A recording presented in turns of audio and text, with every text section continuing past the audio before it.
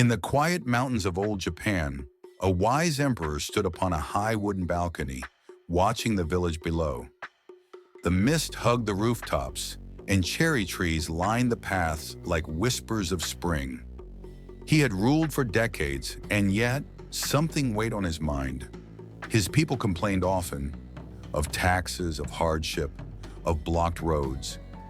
But he wondered, did they ever try to solve what troubled them? Or did they only speak? One morning, the emperor summoned his guards. He pointed toward the winding path just outside the village gates.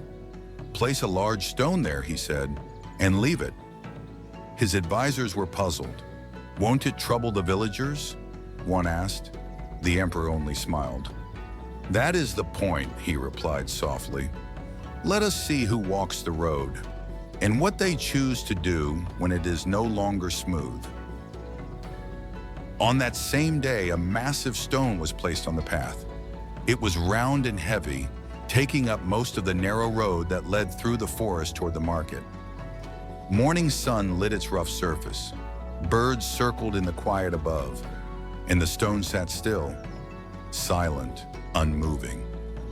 What had once been an easy walk was now a choice: to go around or to act. Later that morning, a wealthy merchant approached. He wore crimson silk and golden rings, his sandals spotless. As he saw the stone, he stopped, narrowed his eyes and scoffed. "Who dares leave this here?" he muttered. But rather than move it, he turned, took the long way around and shook his head. "The emperor should fix this," he whispered. "This is beneath me." Not long after, a woman passed carrying 2 heavy baskets. Her feet ached from walking. When she saw the stone, she sighed loudly. "Again?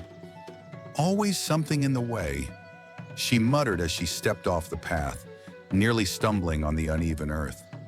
"Why must we suffer like this?" she said, not to anyone in particular. And then she disappeared into the trees.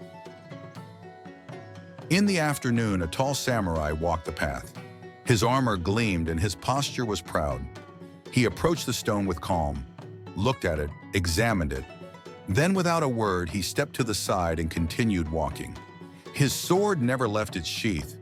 His hands never moved. He too left the stone behind, untouched. As the sun dipped below the hills, the stone remained. Shadows stretched long across the road. No one had moved it. No one had even tried. The air cooled. Leaves rustled gently across the earth. The path was silent again. The emperor watched from above, his face unreadable. And the stone, still there, waited for someone. Not to complain, but to care.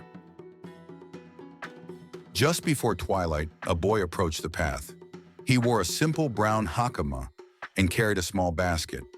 He walked slowly, not with the rush of merchants or the pride of warriors. When he saw the stone, he paused. He placed his basket down, tilted his head, and thought. He did not sigh. He did not curse. He only studied, quietly. The boy knelt beside the great stone. He ran his fingers across its surface. "Why would someone leave this here?" he whispered. He looked to the sides of the road. No tools, no footprints. He walked around it, then crouched again, pressing his shoulder to it gently. "It's heavy," he muttered, "but maybe I can move it, a little at a time." With quiet determination, the boy began to push. His feet dug into the ground. His arms strained.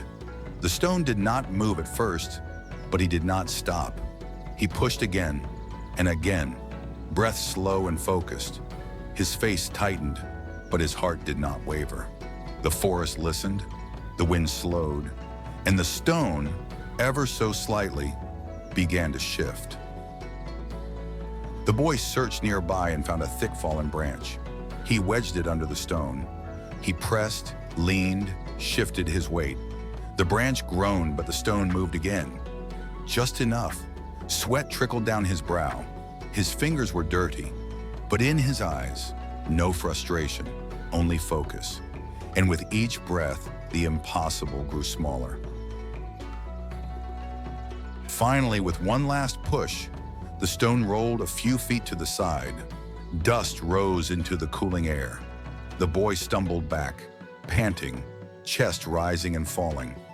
He smiled softly, not because he had won anything, but because he had finished what no one else had even started. The path was open again, but something had changed beneath it. Where the stone once lay, the boy saw a glimmer.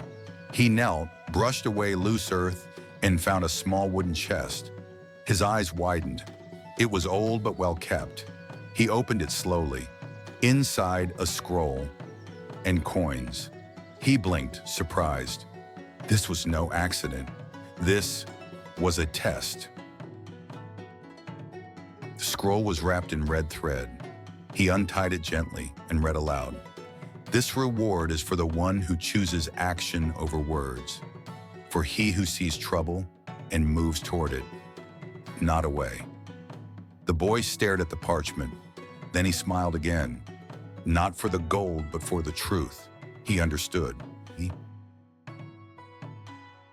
Far above, in the shadows of the palace, the emperor watched. His face, at last, softened into a smile. One, he whispered. One was enough. And as lanterns lit the village and the stars opened above, the emperor knew. Not all lessons must be taught with a sword. Some are left in the road waiting.